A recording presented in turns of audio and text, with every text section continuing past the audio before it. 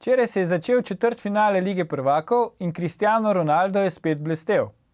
Z 2 goloma in asistenco je praktično sam potopil turinski Juventus že na prvi tekmi. Upravičeno so mu stoje zaploskali tudi domači navijači. Že čez slabo uro bo na sceni njegov veliki rival Lionel Messi, za katerega sicer navija tudi moja mama, ki ima danes rojstni dan. Draga mama, vse najboljše in najlepše ti želim.